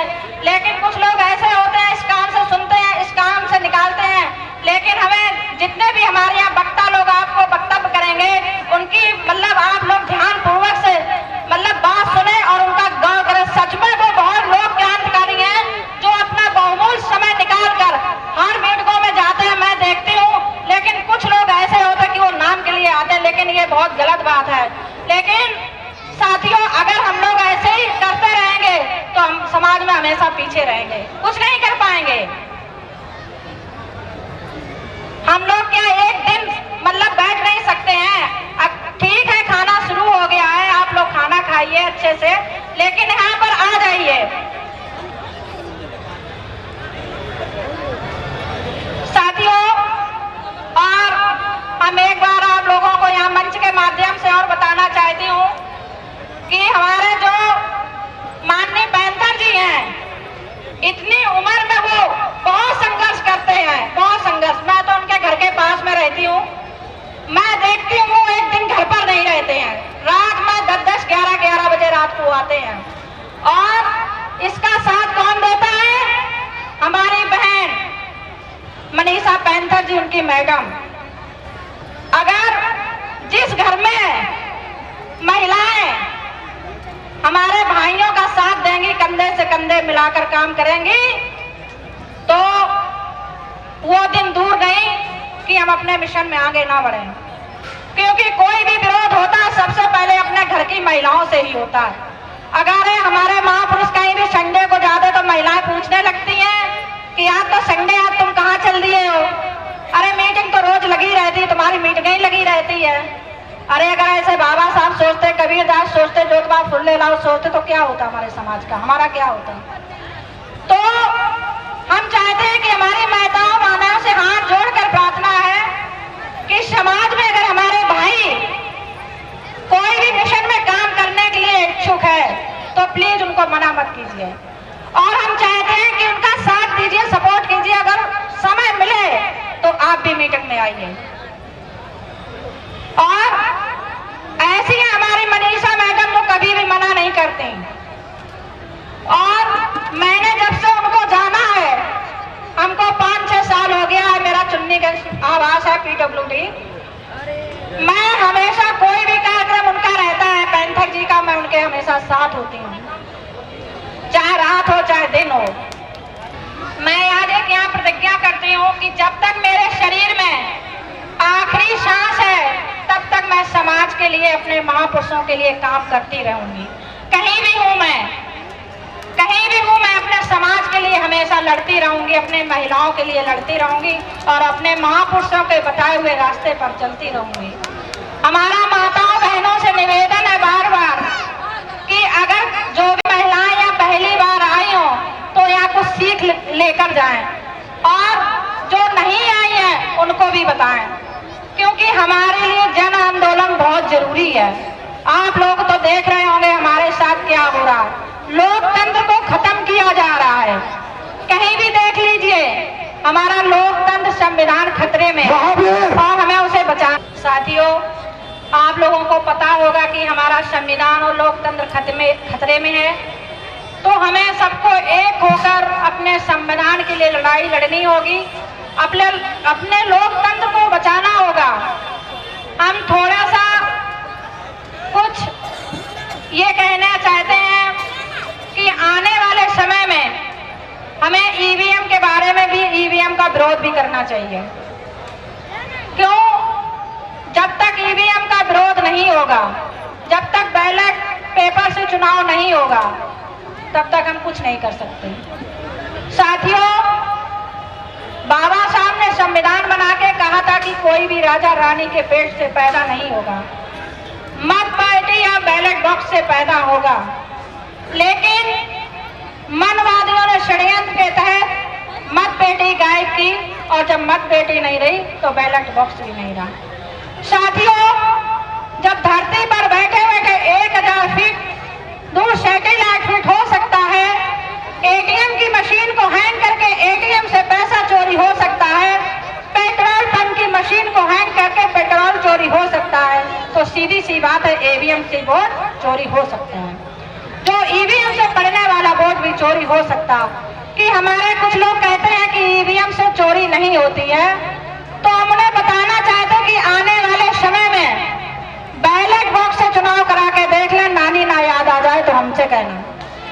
साथियों, बैलेट बॉक्स से पड़ने वाला वोट हम अपना वोट चेक कर सकते हैं कि हमने वोट किसको दिया है, और ईवीएम से पड़ने वाला वोट हम चेक नहीं कर सकते।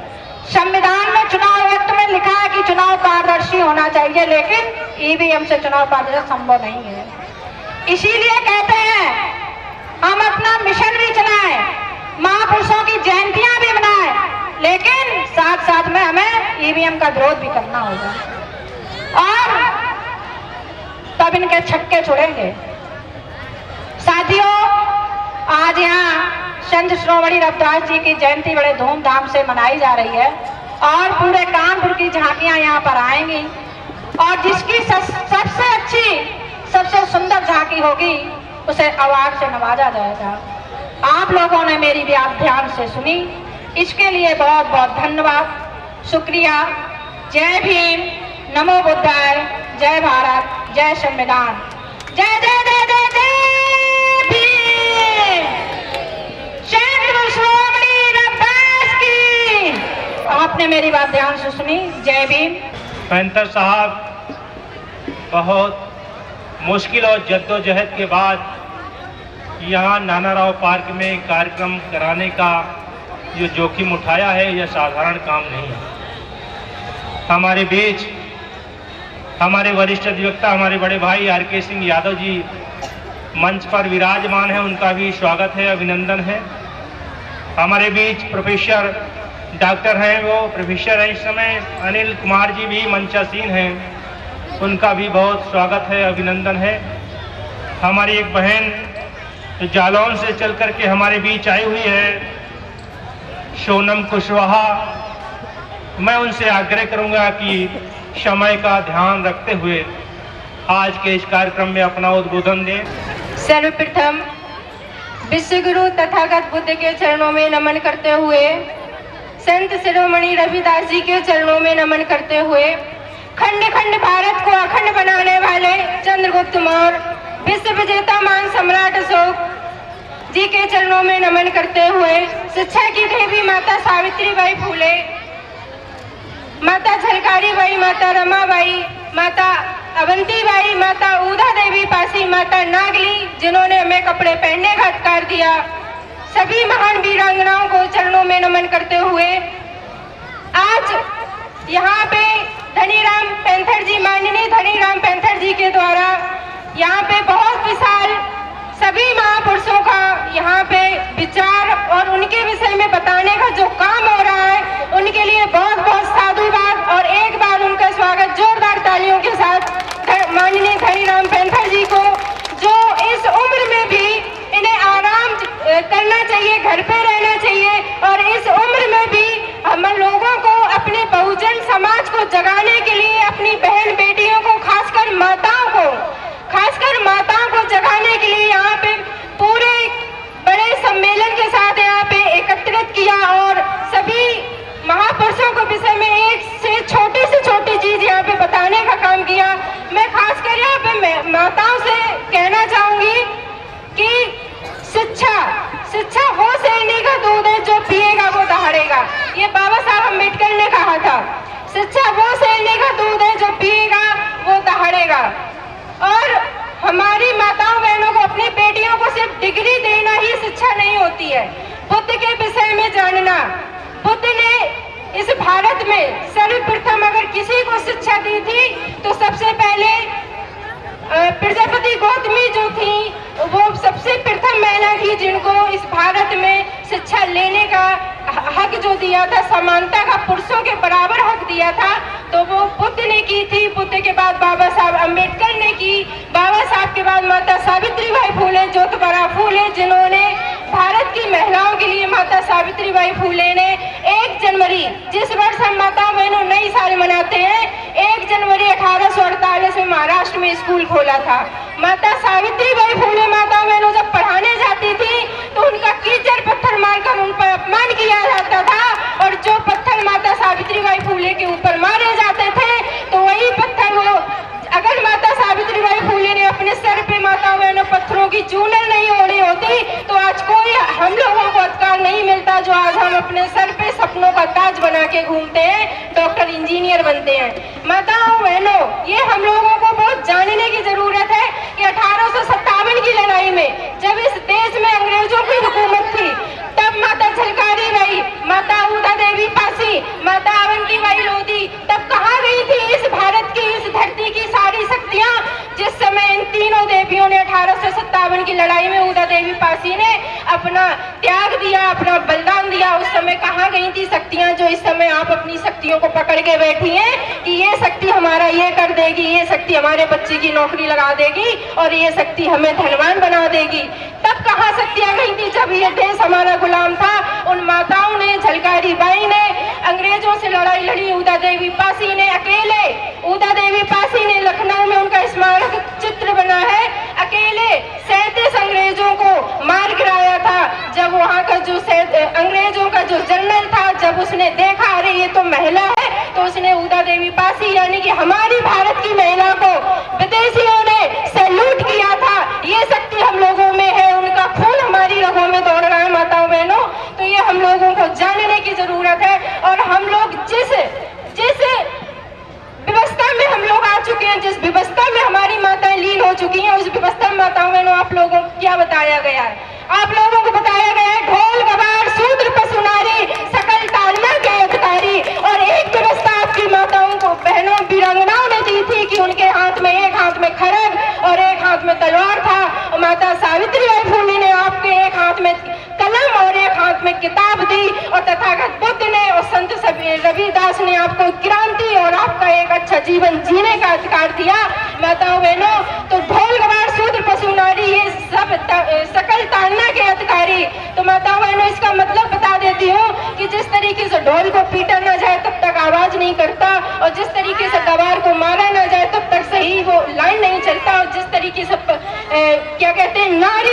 यानी नारी हम लोगों को जब तक इनको माना ना जाए तब तक ये सही रास्ते नहीं चलती। माताओं बहनों, आप लोग हाँ या ना में हाथ उठा के जवाब दीजिए, क्या हम लोग इतने कुलच्छे हैं या इतने नीचे कि हमें मारा जाए तभी हम अपने घर का विकास कर पाएंगे, तभी हम अपने बच्चों को कर पाएंगे व्यवस्था? तो हम लोगों के साथ ये बदसलूकी हुई, हमें नीचा दिखाया गया। और ऐसी व्यवस्था में जहाँ पूजे सूत्र ज्ञान गुण पूजे विप्र पूजे न सूत्र ज्ञान गुण प्रवीणा पूजे विप्र सकल गुणहीना, ये व्यवस्था यानी कि जो सूत्र चाहे जितना ज्ञानी हो, चाहे जितना विद्वान हो, यानी कि सूत्र बहुजन समाज जो ओबीसी एसटी के लोग हैं, 3 व्यवस्थाएं छोड़ के जो सूत्र में गिनती होती है, अगर उनको चाहे जितना विद्वान हो, चाहे जितना ज्ञानी हो, वो पूजने योग्य नहीं है। और एक विप्र, आप समझ सकते हैं विप्र किसको कहते हैं, मैं किसी का यहाँ पे नाम नहीं लूंगी। विप्र वो चाहे पागल हो चाहे जैसा हो, अगर वो विप्र है तो आप उसको पूछ सकती हैं, आप उसके पांव लागू कर सकती हैं। तो इस व्यवस्था को माताओं बहनों समझनी है। और माता झलकारी बाई, माता अवंती बाई को माताओं बहनों आप पढ़िए, किसी को मत पढ़िए। आप देवी महामाया को पढ़िए, माता रमाबाई अंबेडकर को पढ़िए, जिन्होंने हम बहुजन समाज के बच्चों के लिए अपने 4-4 बच्चे खो दिए। और आज हम लोग इतने स्वार्थी हैं, इतने स्वार्थी हैं माताओं बहनों कि उनके विषय में जानना यानी पढ़ना, उनके जयंतियों में जाना पसंद नहीं करती हैं। खासकर हमारी ओबीसी एससी की माताएं बहनें उनके विषय में विरोध करती हैं। और जाति कहाँ है, उन शक्तियों के पास जाती हैं जहां आपको ढोल गवार में नवाजा गया है, आपको कोई उपाधि नहीं दी गई। और जिस देवियों के नाम से फूलन देवी थी, उन्होंने अपने स्वाभिमान सम्मान के लिए, आज हम देखते हैं कि हमारी माताओं के साथ वहाँ गलत हो गया, हमारी बेटी के साथ वहाँ बदतमीजी हुई, हमारी बेटियों के साथ बदतमीजी की और दरिंदरों ने उनको कुछ सुनाई नहीं हुई और बेटी मौत के घाट उतारी गई। जिस दिन मैं कहती हूँ माताओं बहनों आपके पास इतनी शक्ति है, जिस दिन आप अपनी वीरांगना को जान जाएंगी तो किसी के माई के लाल में दम नहीं है जो आपको छेड़ के जाए। अगर फूलन देवी बन जाएंगी, अगर फूलन देवी चाहती तो वो भी बेबस हीनता लाचार हो जाती। आपके पास इतना पावर है, आपके रगों में 9 देवियां जो हमारी ओरिजिनल 9 देवियां हुई माताओं बहनों, अगर आप उनको जान लेंगी, उनकी सच्चाई को जान लेंगी, जिस तरीके से फूलन देवी ने एक साथ लाइन में खड़े होकर शूट कर दिया था, अगर आप फूलन देवी बन जाती हैं, माता अवंती बाई बन जाती हैं जिस समय आपके साथ गलत होता है, तो किसी की हिम्मत नहीं है माताओं बहनों जो आपके साथ गलत कर जाए। तो ये आप लोगों को बनना पड़ेगा माताओं बहनों, आप लोगों को जानना पड़ेगा कि मैं क्या हूँ अपने हक और अधिकार के लिए। बाबा साहब ने एक बहुत अच्छा संविधान में लिखा है, हिंदू कोड बिल। जिस दिन माताओं बहनों पूरा हिंदू कोड बिल, मोबाइल सभी के हाथों में होता है माताओं बहनों, जिस दिन आप हिंदू कोड बिल पढ़ लेंगे तो उसमें पता चल जाएगा कि बाबा साहब ने महिलाओं के लिए क्या किया है।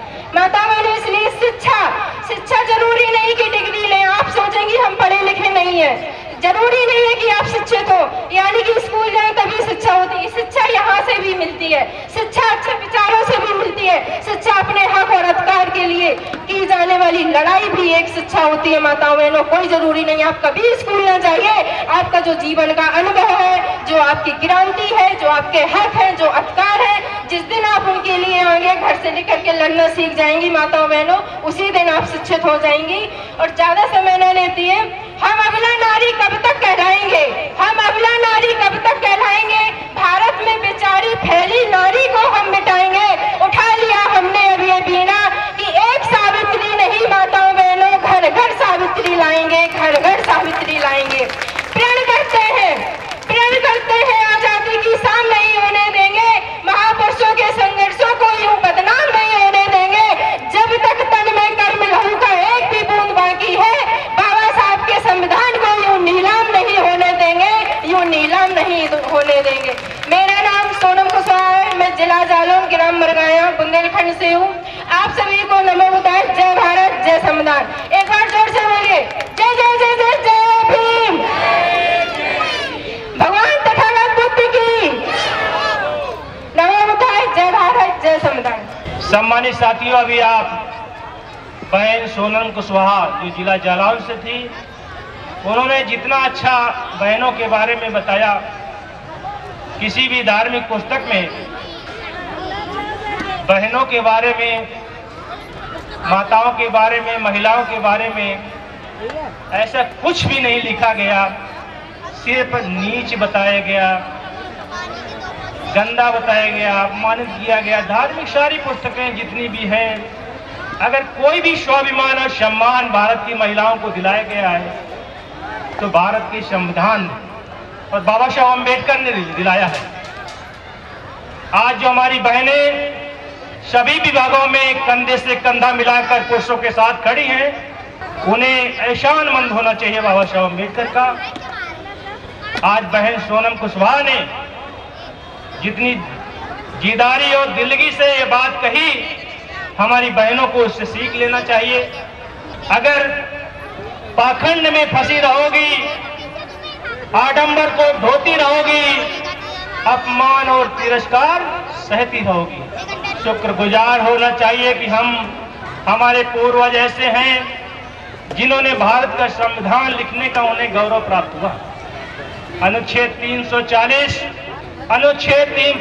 भारत के संविधान में ओबीसी भाइयों के लिए रिजर्वेशन की जो बात बाबा साहब अम्बेडकर ने लिखी है, आज स्वाभिमान और सम्मान पे जीने का जो अधिकार हमारे ओबीसी के भाइयों को प्राप्त हुआ है। बाबा साहब दूरदर्शी थे। अनुच्छेद 341 बाद में लिखा है SC/ST के लिए। SC/ST का जो रिजर्वेशन है वो अनुच्छेद 341 में है। उसके पहले अनुच्छेद 340 है ओबीसी के भाइयों के लिए। महसूस करो भाइयों कि बाबा साहब अम्बेडकर कितने दूरदर्शी थे। आज मेरी बहनों, मेरी माताओं, तुम्हें इस आडंबर और पाखंड से दूर निकालने का काम हमें बाबा साहब अम्बेडकर ने जो मौलिक अधिकार दिलाए हैं, हमें जो बुद्ध के रास्ते पर चलने का साहस दिलाया है। मैं दावे के साथ कहता हूं कि 1950 में संविधान लागू होने से पहले यदि बाबा साहब अम्बेडकर ने बुद्ध धम्म में घर वापसी की होती, आरक्षण की बात वो कदाप न लिखते न स्वीकार करते। मैं ये दावे के साथ मंच के माध्यम से कहना चाहता हूं कि जब तक आप बैसाखी के माध्यम से चलेंगे, गुलाम रहेंगे। बैसाखी क्या है? रिजर्वेशन है। जब तक आप रिजर्वेशन आरक्षण पाने के लिए SC/ST OBC बने रहेंगे, हिंदू रहेंगे, और हिंदू जब तक रहेंगे गुलाम रहेंगे, अपमानित होते रहेंगे। शायद ये बात हमारी बुरी लगेगी। मैंने फेसबुक में एक बात लिख दिया कि लोगों को तो सरकारी नौकरी चाहिए, मगर अपने बेटों को सरकारी स्कूल में पढ़ाने में शर्म लगती है। 5 लोगों ने मुझे गालियां सुनाई। हर सरकारी संस्थानों को सरकार नष्ट कर रही है। जितनी मेरी कोशिश रहती है मैं करने का प्रयास करता हूं। इसलिए पैंतर साहब का आप जरूर तन मन धन से सहयोग करें। और मैं दोनों इंजीनियर बहनों से कहूंगा कि वो आए और मंच पर अपनी बात कहें। बहन अंशिका और मुस्कान, ये दोनों इंजीनियर हैं, मंच पर आ चुके हैं। मैं अंशिका सम्मानीय मंच को नमन करती हूँ। हम सभी के चहेते व लोकप्रिय माननीय मुख्य अतिथि जी, इस कार्यक्रम को विशिष्टता प्रदान कर रहे अतिथि जी और यहाँ उपस्थित मेरे सीनियर्स, जूनियर्स, माताएं एंड बहनें, सभी को मैं नमन करती हूँ।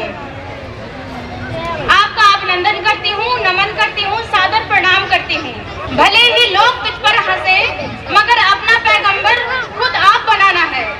भले ही लोग तुझ पर हंसे, मगर अपना पैगंबर खुद आप बनाना है। तेरे अल्फाज करेंगे तेरे वजूद का ऐलान, अपने शब्दों की ताकत को खुद आबाद करना है। जीवन का आनंद स्वाधीनता और साहस में है। जीवन का आनंद स्वाधीनता और साहस में है। ईश्वर शक्ति का रस आनंद के एहसास में है। परम संत रविदास जी के वचनों को अपनाएं, इनकी वाणी की गूंज पूरे विश्व के आकाश में है।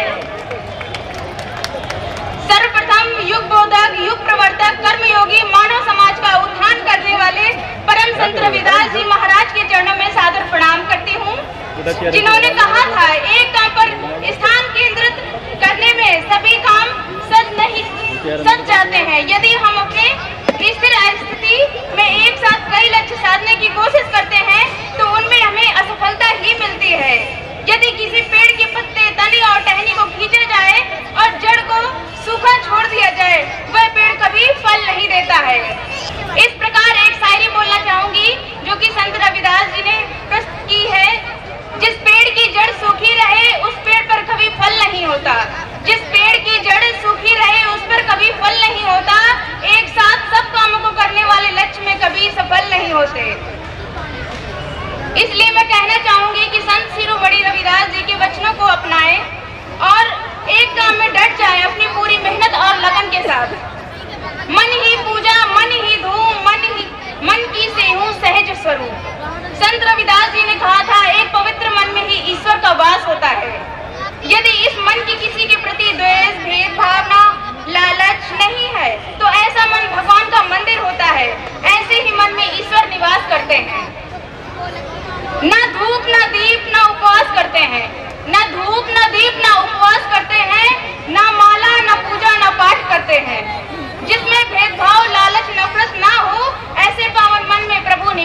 सकते हैं। इसी प्रकार मैं अपनी वाणी को विराम देती हूँ। जय भीम, नमो बुद्धाय, जय रविदास। भगवान बुद्ध की दया हो सभी पे। आज संत शिरोमणि रविदास जयंती पर सभी को बहुत बहुत बधाई। और इस पावन पर्व पर सभी लोग यहाँ इकट्ठा हुए हैं, इसके लिए बहुत बहुत सभी को धन्यवाद। ये सब लोगों को मालूम हो गया होगा कि रविदास जयंती क्यों मना रहे हैं हम लोग। मुझे लगता है सभी को पता होगा। ये कुछ लोगों को पता होगा कि हम सिर्फ खाना खाने के लिए आए हैं, लेकिन मुझे लगा सभी को पता होगा कि हम रविदास जयंती किस लिए मना रहे हैं। रविदास जी ने क्या दिया, क्या ज्ञान दिया, उस ज्ञान के बारे में आज हम कुछ न कुछ तो ग्रहण करें। सभी लोग बोल रहे हैं, लगातार बोल रहे हैं, उन सब की बातों पे थोड़ा सा हम भी अमल करें तो जरूर हमारी उन्नति हो सकती है। कुछ बातों का उन्हीं में से ध्यान दें, कुछ बातों को उनमें से हम ग्रहण करें और अमल भी करें। अगर हम वास्तव में अमल करें, जो लोग बोल रहे हैं बोल करके चले जाते हैं और हम सुनते हैं सुन के चले जाते हैं, लेकिन कितनी बातों का अमल करें, कुछ ही बातों का अमल करें अगर अपने जीवन में उतार लें तो बहुत कुछ हमारे लिए हो जाएगा, बहुत कुछ हमारी प्रोग्रेस हो जाएगी। सभी लोग लेना सब जानते हैं, एक निश्चित कर लें कि हम देना जानते हैं। निश्चित कर लीजिए कि हमें सिर्फ देना है तो आपको देने को ही मिलेगा, और निश्चित कर लीजिए कि हमें लेना है। कोई कहता हम उनके यहाँ जा रहे हैं तो ये मिल जाएगा, थोड़ा अनाज मिल जाएगा, तो कुछ कहता कोई कुछ मिल जाएगा। लेकिन आज निश्चित कर लीजिए कि हमको देना ही है। तो अगर आप देने का निश्चित करते हैं तो आपको जीवन भर देना ही पड़ेगा। कुछ बात हमको कहना चाहिए, हम कहना चाह रहे हैं। एक निवेदन हमारा सभी से ये है कि अभी हमारे नंबर ऑफ संगठन हो गए। संगठन है, अच्छी बात है, जो है जहां है राजा बने, बहुत राजाओं की जरूरत है, लेकिन एक दूसरे राजा को सहयोग जरूर दें, एक दूसरे को सहयोग दें, एक संगठन दूसरे संगठन को सहयोग जरूर दें। सिर्फ सहयोग की भावना बना के रखे, हमारी उन्नति तय है, क्योंकि उसका भी वही उद्देश्य है और हमारा भी वही उद्देश्य है कि ये कार्य करना है, तो फिर मिल करके क्यों न करें। जहां जब भी जिसको मिलकर के काम करने की जरूरत पड़े मिल करके करें, और सब लोग मिलकर के काम करें। एक बार तो कम से कम दिखा दें, साल में एक बार हम 14 अप्रैल को दिखाते हैं एक साथ मिल करके प्रशासन को कि हाँ हम एक हैं, इतने लोग हैं। इसी से पूरे साल भर चलता है, साल भर हमारी बात को सुनता है प्रशासन। अभी पेंटर साहब ने एक नया और तरीका लगा दिया कि ये रविदास जयंती पर भी हम लोग सब लोग इकट्ठा हो जाएं। तो रविदास जयंती पर भी सब संगठन अगर इकट्ठा हो जाएं तो प्रशासन को और हमारे जो भी पार्टियां हैं, जो राजनीतिक पार्टियां, उनको भी संदेश चलेगा कि इनकी वास्तव में कुछ एकजुटता हो रही है, हमें इनकी तरफ ध्यान देना चाहिए। तो ध्यान इतना तो देंगे कि कम से कम बुरा तो नहीं करेंगे, अगर अच्छा न करें तो बुरा भी नहीं करेंगे वो। और ऐसे ही अगर हम रहे तो हम विवश होंगे उनसे अच्छा लेने के लिए। हम उनसे, जो भी राजनीतिक पार्टियां हैं, उनसे अपना जो अंश है, जो सरकार का अंश रहता है, वो हम अपना अंश पास में ले ले। बस यही हमारी एक बुद्धिमत्ता है।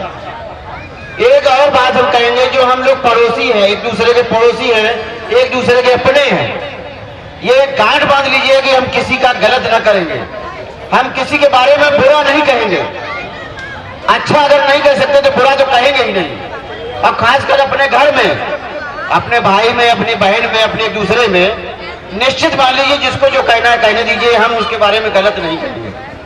अगर आप अच्छा नहीं कह सकते तो गलत ना कहिए, और निश्चित करिए कि हम अच्छा ही कहेंगे, सिर्फ अच्छा कहेंगे। हम आपस में आपसी द्वेष पैदा कर रहे हैं, ये हमारी प्रोग्रेस में बहुत बड़ा अवरोध है।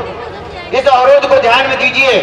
उधर दूसरे लोग उस अवरोध को काट करके प्रोग्रेस कर रहे हैं, लगातार प्रोग्रेस कर रहे हैं, 100% ला रहे हैं, इंजीनियरिंग में बढ़ रहे हैं, व्यवसाय में बढ़ रहे हैं, राजनीति में बढ़ रहे हैं। लेकिन हम राजनीति में भी नहीं बढ़ रहे हैं, व्यवसाय में भी नहीं बढ़ रहे हैं, हम एक दूसरे से लड़ाई में बढ़ रहे हैं। और वो भी आपस में लड़ रहे हैं। अगर हम आपस में मिल करके जहां लड़ाई लड़नी चाहिए सिर्फ वहीं लड़ेंगे तो हमारा विकास होगा, बहुत विकास होगा।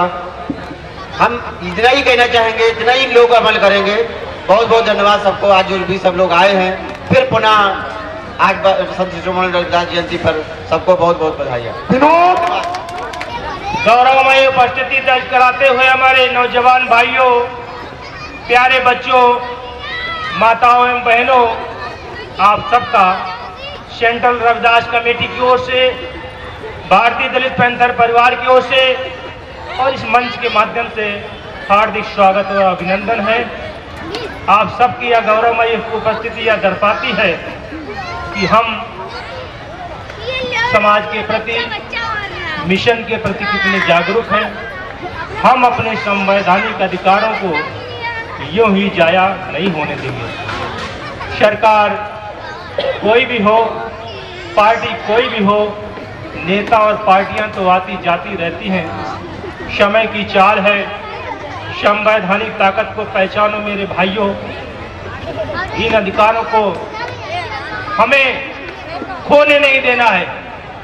हमारे बीच हमारी बहन मुस्कान है, आज आप सबके बीच कुछ मुखातिब होना चाहती है। मैं मुस्कान पे निवेदन करूंगा कि आए और अपनी बात करें। बहुत बहुत साधुवाद आप सब।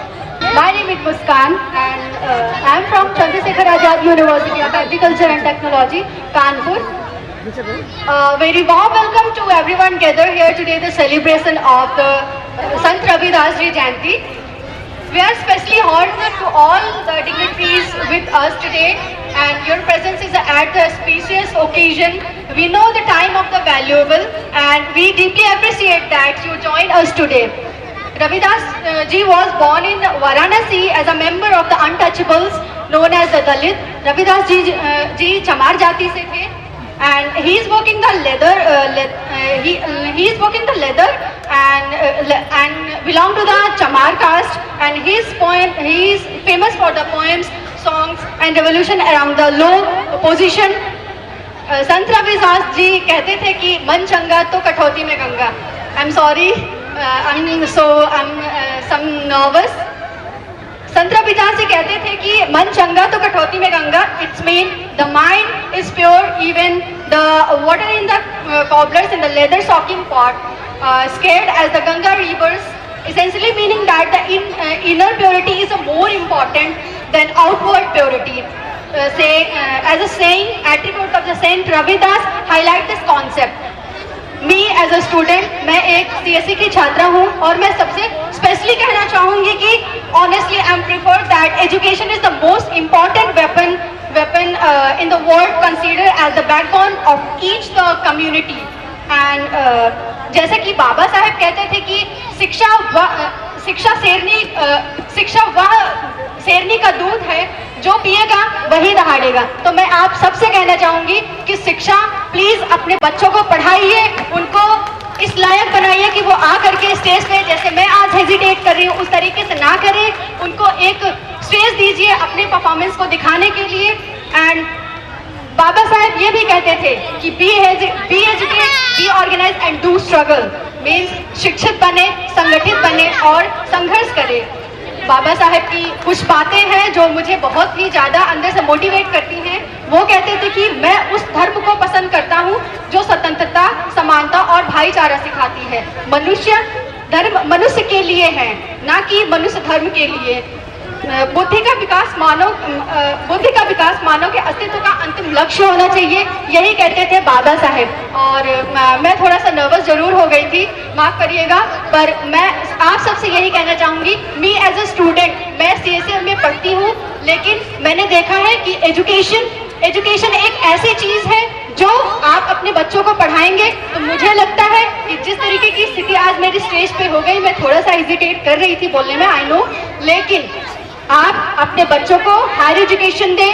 आप ऐसा हायर एजुकेशन दें कि उसको अपॉर्चुनिटी मिले। जिस तरीके से अंबेडकर जी फॉरेन जाकर के 32 डिग्रियां मिली उनको, उसी तरीके से एटलीस्ट उनके जितना नहीं तो उनसे 1 से 10% बनने का हक रखें। धन्यवाद।